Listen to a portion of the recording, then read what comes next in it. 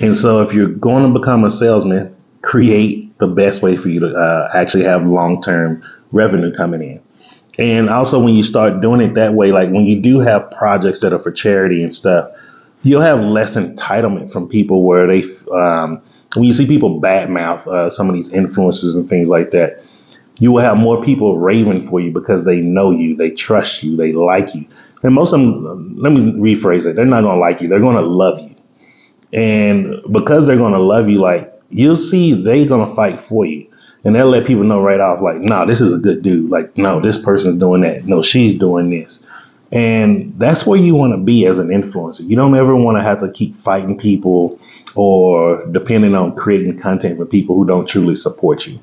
And so I just wanted to share that with you today. 'Cause I've been doing some studies on some live streams and trying to see, one, how I can start doing better as I'm doing live streams on TikTok.